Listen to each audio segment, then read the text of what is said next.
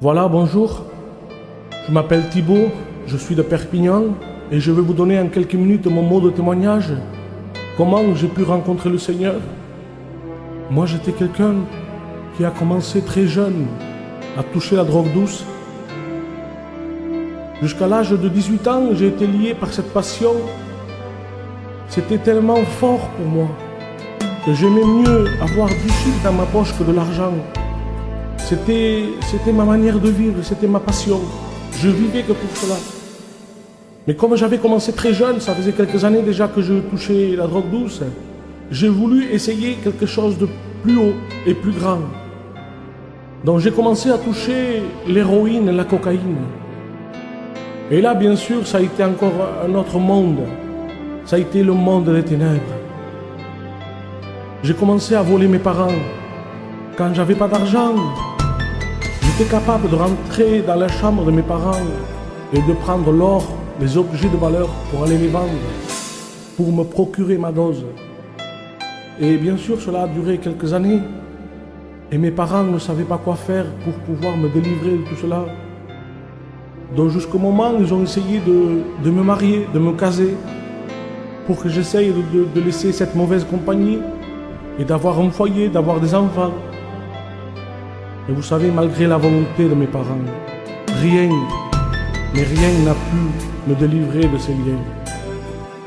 Et bien sûr, encore davantage, je faisais souffrir ma femme. Ensuite, j'ai eu mon premier fils, Isaïe. Mais rien n'a fait que ma vie change.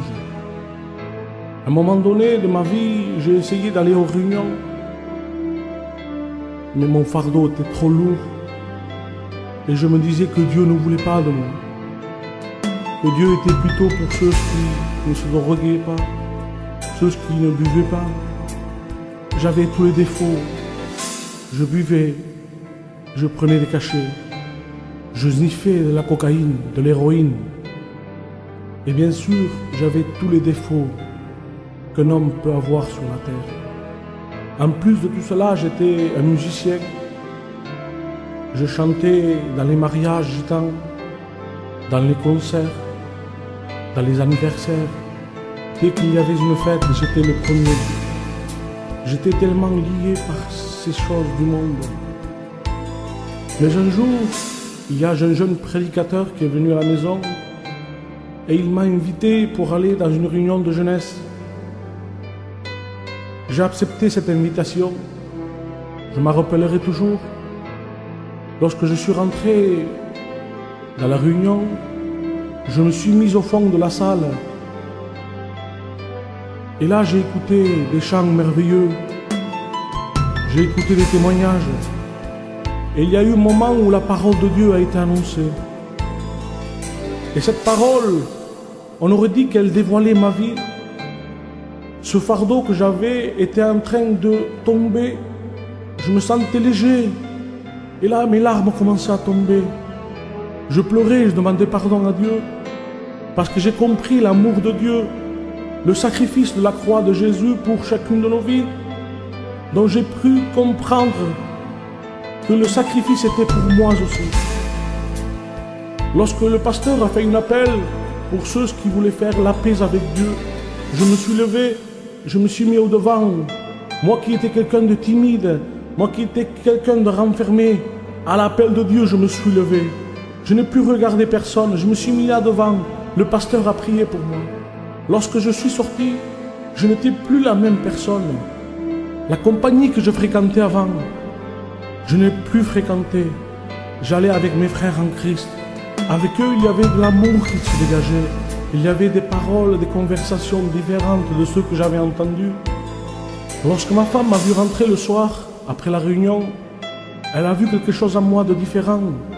Parce que lorsque je rentrais chez moi, je rentrais toujours très tard. J'étais ivre ou drogué. Mais là, elle m'a vu rentrer avec une lumière sur moi. Et elle m'a dit, mais d'où tu viens? Parce qu'elle priait lorsque je sortais très tard. Et lorsque je rentrais, que j'étais ivre, que j'étais drogué, je la voyais à genoux, en train de prier. Et cela touchait mon cœur. Touchait mon cœur lorsque je voyais ma femme en train de prier et que moi je venais de faire les 400 coups. Là, lorsque je suis rentré cette nuit-là, elle a vu cette lumière en moi. Elle a remarqué que Christ était en moi. Et depuis ce jour, Dieu m'a délivré de la drogue, de l'alcool, de tous ces liens. Et je sais que ce que Dieu a fait pour moi, il veut le faire aussi pour toi. Maintenant, j'aimerais donner un conseil aux parents. Peut-être que vous avez votre fils aussi qui est lié par tous ces liens, comme moi j'ai eu. La seule solution qu'il y a, c'est la prière. Persévérez pour votre enfant.